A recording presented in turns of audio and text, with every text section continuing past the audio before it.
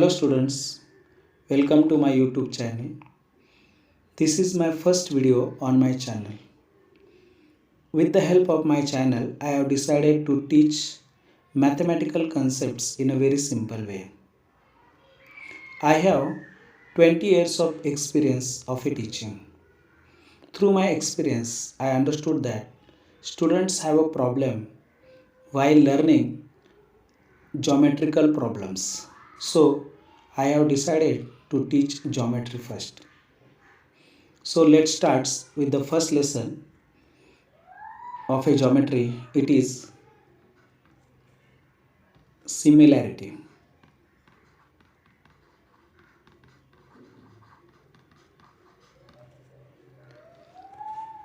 First of all, we will go through that word similarity. Similar means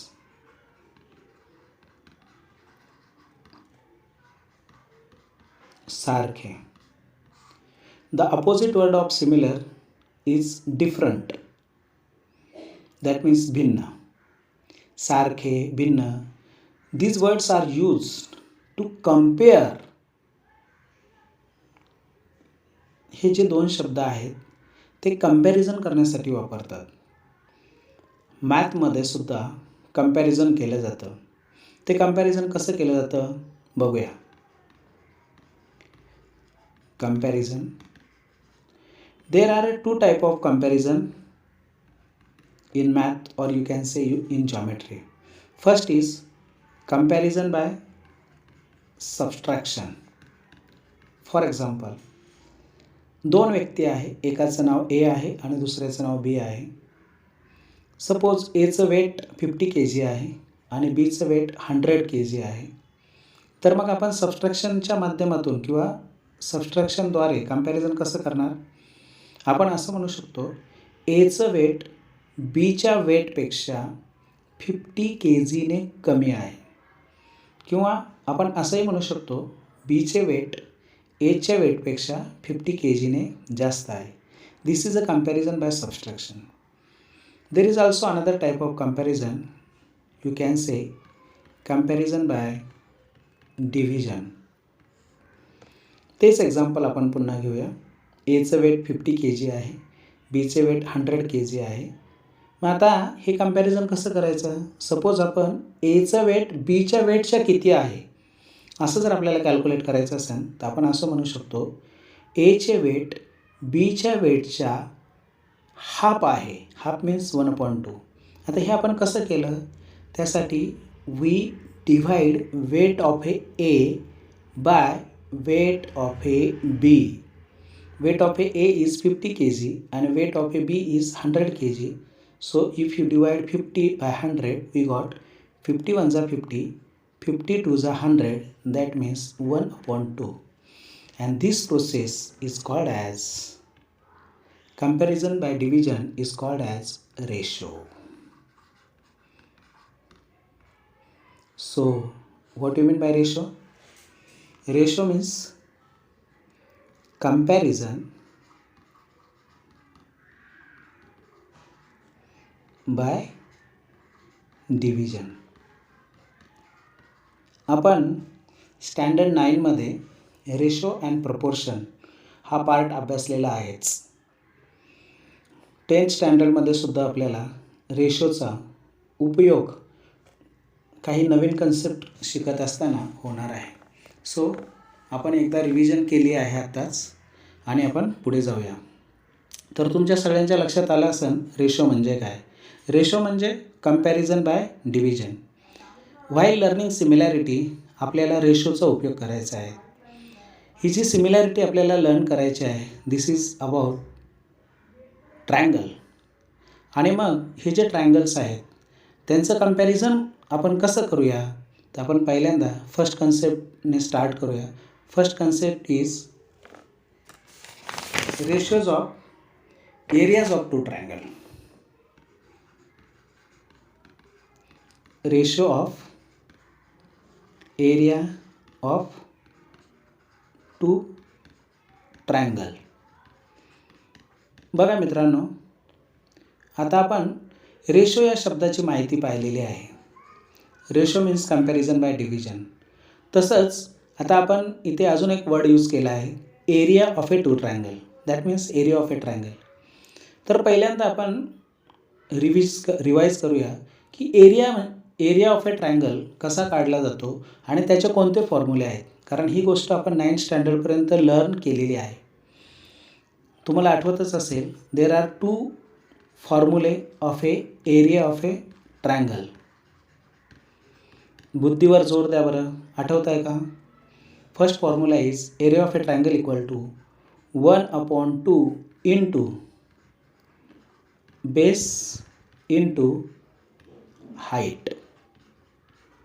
that means जर आपल्याला ट्रायंगलचा base म्हणजे एका साईडला बेस मानून त्याच्या अपोजिट व्हर्टेक्सवरून त्याच्यावरती जर अल्टिट्यूड काढला, that means perpendicular through it's vertex, तर त्याला आपण हाईट असं म्हणतो. तर त्यांच्या प्रोडक्टच्या हाफ हा एरिया ऑफ ए ट्रायंगल असतो.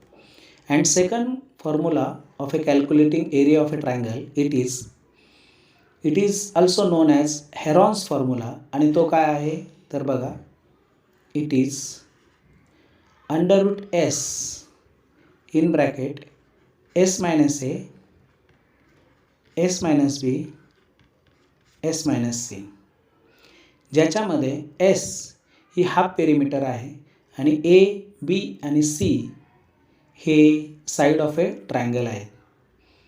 थोडक्यात आतापर्यंत आपण 2 फॉर्म्युले लर्न केलेले आहेत एरिया ऑफ ए ट्रायंगलचे, half into base into height आणि √s, s minus a, s minus b, s minus c. Out of this 2 आपल्याला हा जो पहिला फॉर्म्युला आहे, half into base into height, याच्या माध्यमातून पुढे जायचं आहे. तर आपला कन्सेप्ट आहे ratio of area of a two triangle. मित्रांनो, रेशो म्हणजे काय ते आपण लर्न केलं. दॅट मीन्स लर्न केलं म्हणजे आपण 9thला लर्न केलेलं आहे, आता रिवाईज केलं. एरिया कसा कॅल्क्युलेट करायचा ट्रायंगलचा ते पण आपण रिवाईज केलं. आता आपण प्रत्यक्षात 2 ट्रायंगल घेऊया, त्यांची एरिया लिहूया आणि त्यांचा रेशो घेऊया. चला तर मग सुरुवात करूया. पहिल्यांदा आपण एक ट्रायंगल घेऊया. सपोज तो ट्रायंगल असा आहे ज्याचं नाव आहे ट्रायंगल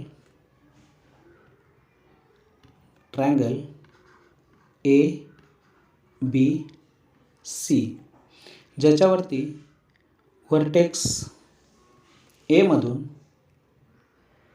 आपण साईड BC वरती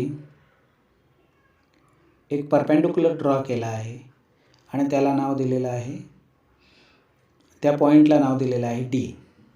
आता आपण ह्या ट्रायंगलचा एरिया कसा फाइंड करणार? आपल्याकडे फॉर्म्युला आहे area of a triangle equal to half into base into height. आता बघा, ह्या ट्रायंगलच्या BC या साईडवरती परपेंडिक्युलर ड्रॉ केलेला आहे, म्हणून सेगमेंट BCला बेस ऑफ ए ट्रायंगल म्हणायचं आणि सेगमेंट ADला height of a that triangle असं म्हणायचं. मग we got a formula area of triangle ABC equal to half into base म्हणजे which segment BC into height म्हणजे which segment AD. We got a area of a triangle ABC, it is half into BC into AD. In the same way आपल्याला दुसरा एक triangle घ्यायचा आहे, कारण we have to learn a concept ratio of area of a two triangle. Suppose there is another triangle who is in this way, whose name is triangle PQR.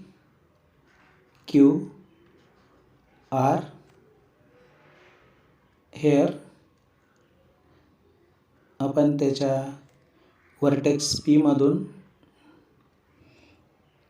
एक altitude draw केलेला आहे which meet segment QR in point S. आता बघा, ह्या ट्रायंगलमध्ये QR या साईडवरती PS हा परपेंडिक्युलर ड्रॉ केलेला असल्यामुळे क्यू आर या साईडला बेस ऑफ ए ट्रायंगल असं म्हणायचं आणि सेगमेंट पी एसला हाईट ऑफ ए ट्रायंगल असं म्हणायचं. So we got area of triangle P Q R equal to, आपला फॉर्म्युला आहे तो मी पुन्हा लिहित बसत नाही. What is it? Half into base into height. Half will be as it is. Base of a triangle is Q R and height of a triangle is P S. Suppose आपण याला म्हटलं नंबर 1 आणि याला म्हटलं number 2. आता आपल्याला काय करायचं आहे? We have to take ratios of two triangles. So ratio means what? आत्ताच आपण पाहिलं आहे. Ratio means comparison by division. That means आपल्याला ह्या दोन ट्रायंगलच्या एरियाची कंपॅरिझन करायची आहे. पहिल्या ट्रायंगलचं नाव आपणास माहीत आहे ABC, दुसऱ्याचं माहीत आहे PQR. मग आपण हे कंपॅरिझन कसं लिहितो? We write this in this way. Area of triangle ABC upon area of triangle PQR equal to, आता बघा, what is the area of triangle ABC? It is half into BC into AD. आपण लिहून घेऊया. Area of triangle ABC equal to half into BC into AD and area of triangle PQR equal to half into QR into PS. So half into QR into PS. आता बघा, हा numerator part आहे, हा denominator part आहे आणि आपल्याला माहीत आहे यांच्यामध्ये जर सेम फॅक्टर असेल तर तो कॅन्सल होतो. इथे 1/2 आहे, इथेही 1/2 आहे. So 1/2 1 जा 1/2, 1/2 1 जा 1/2. So it will get cancelled and what remain? Here remain area of a triangle ABC upon area of a triangle PQR is equal to BC into AD and QR into PS.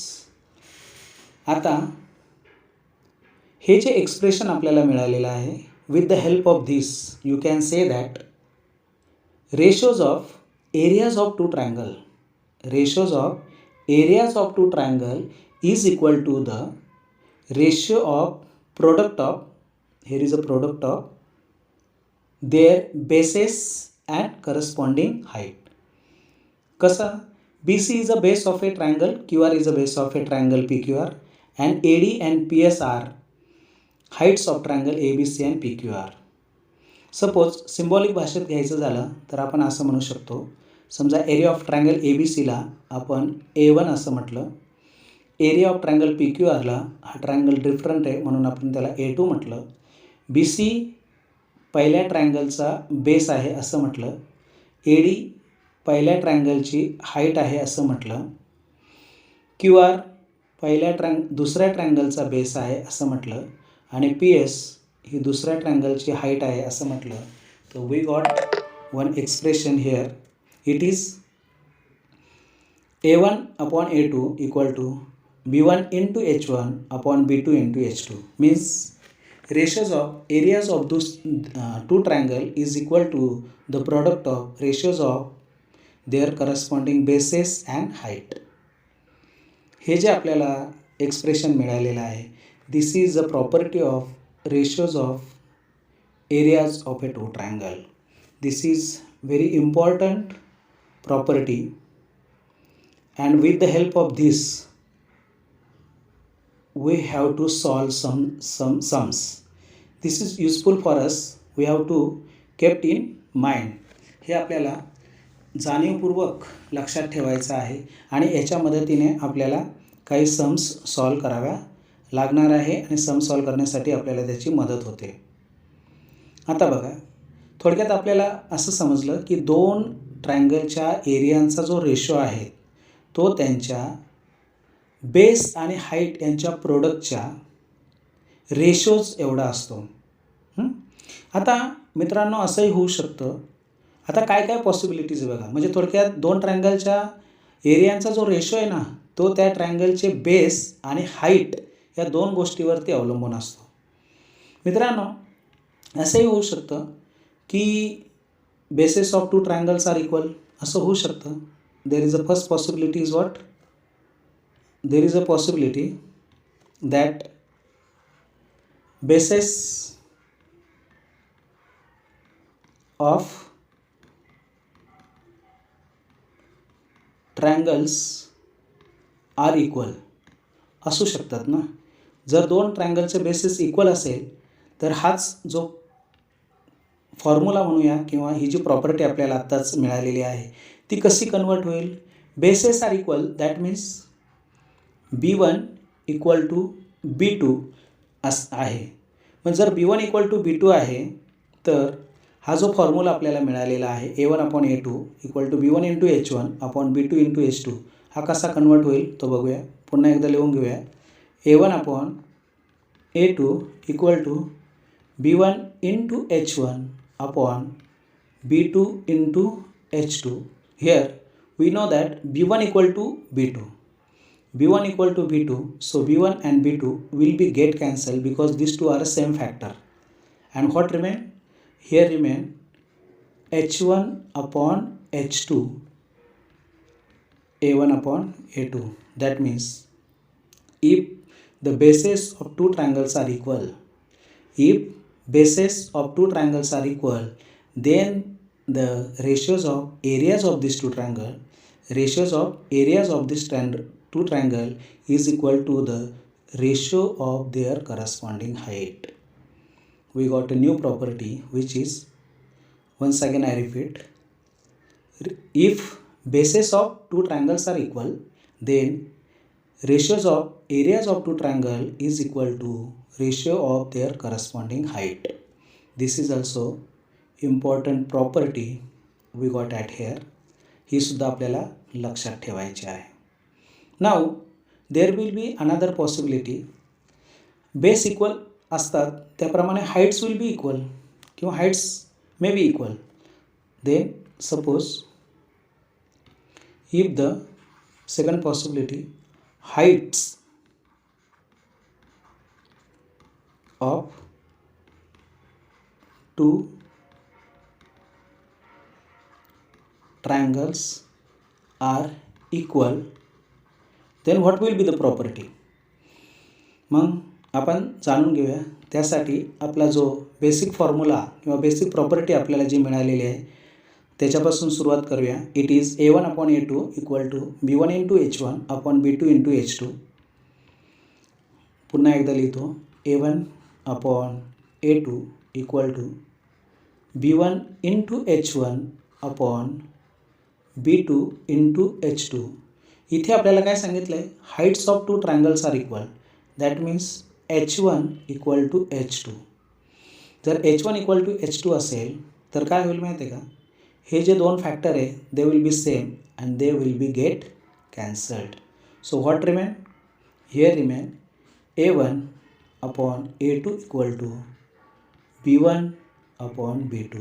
That means we got a second property which is, if heights of two triangles are equal, then ratios of areas of two triangle is equal to the ratios of their corresponding bases. We got a new property at here. This is also important for us to solve the problems, so we have to remember it.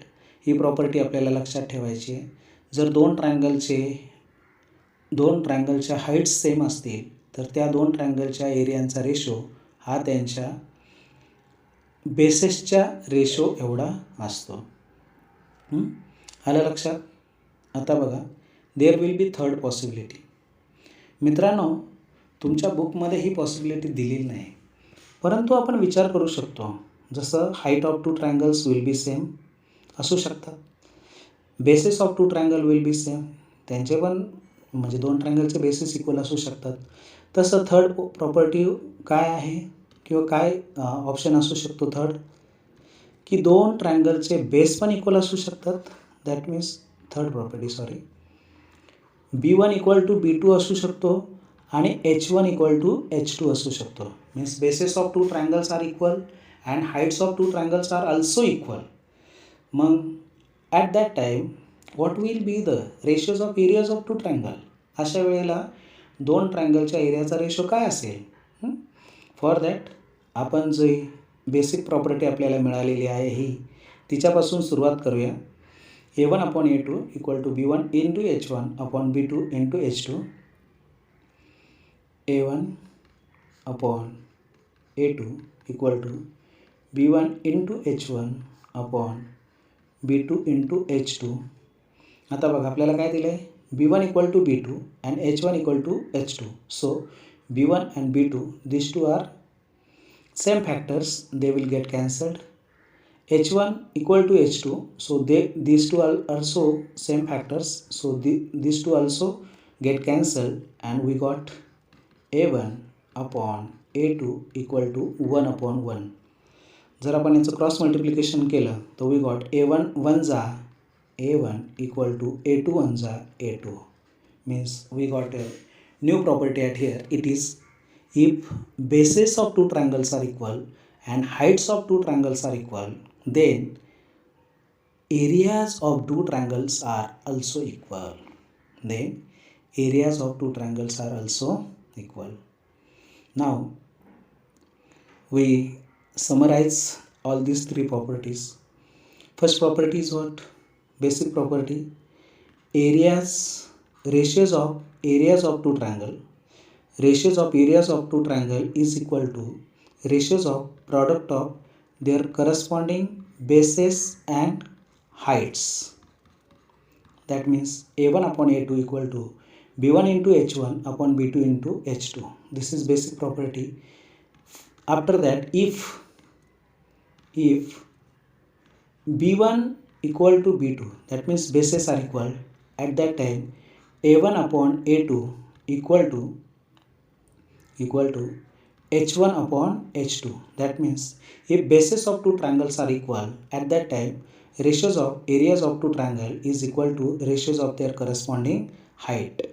Second possibility, if H1 equal to H2, that means heights of two triangles are equal, then what will be the property of areas of two triangle? It will be ratios of areas of two triangle equal to H1 H2 cancelled होईल याच्यामधले and we got a B1 upon B2. That means ratios of areas of two triangle is equal to ratios of their corresponding bases. And if last property B1 equal to B2 and H1 equal to H2, at that time we got a property A1 equal to A2. That means if bases of two triangles are equal and heights of two triangles are equal, at that time areas of two triangles are same. Now students, here तुम्हाला लक्षात ठेवायचं आहे की bases केव्हा equal असतात आणि heights केव्हा equal असतात. दिस इज व्हेरी इम्पॉर्टंट पॉईंट. कारण आपल्याला कधी कधी समजत नाही आहे की ह्या दिलेल्या फिगरमध्ये बेस इक्वल आहे की हाईट इक्वल आहे. त्यासाठी जेव्हा आपण प्रॉब्लेम सेट 1.1 सॉल्व करणार आहोत त्यावेळेस प्रॅक्टिस सेट 1.1 सॉल्व करणार आहोत त्यावेळेस आपल्याला त्या सोल्युशनच्या माध्यमातून हे अंडरस्टँड होणारच आहे. पण तत्पूर्वी मी आपल्याला सांगून ठेवतो की बेसिस इक्वल असेल तर ते ओळखायला सोपं आहे कारण त्यांचा बेस कॉमन असतो. पण हाईट केव्हा इक्वल असतात तर नीट आहे का. Wien two triangles having common vertex. First point is what? Two triangles having common vertex. At that time there is a possibility of heights will be same. अशा वेळेस त्या दोन ट्रायंगलच्या हाईट्स आहे ना त्या सेम असू शकतात जर कॉमन वर्टेक्स असेल तर. आणि दुसरं, if this two triangles lies in a parallel lines, दोन पॅरलल लाईनच्या मध्ये जर ते ट्रायंगल येत असतील तर अशा वेळेससुद्धा त्यांच्या हाईट्स इक्वल असतात. थोडक्यात ह्या आपल्या पहिल्या व्हिडिओमध्ये आपण दोन ट्रायंगलच्या एरियांचे रेशोज आणि त्या संदर्भातले त्या प्रॉपर्टीज म्हणजे ते काय असतात याच्या संदर्भात माहिती पाहिलेली आहे. पुढच्या व्हिडिओमध्ये आपण याच्यावर आधारित प्रॅक्टिस सेट 1.1 सॉल्व करणार आहोत. विद्यार्थी मित्रांनो, जर तुम्हाला माझं हे एक्सप्लेनेशन आवडलं असेल तर माझ्या चॅनलला लाईक करा, सबस्क्राईब करा आणि तुमच्या मित्रांना शेअर करा. धन्यवाद.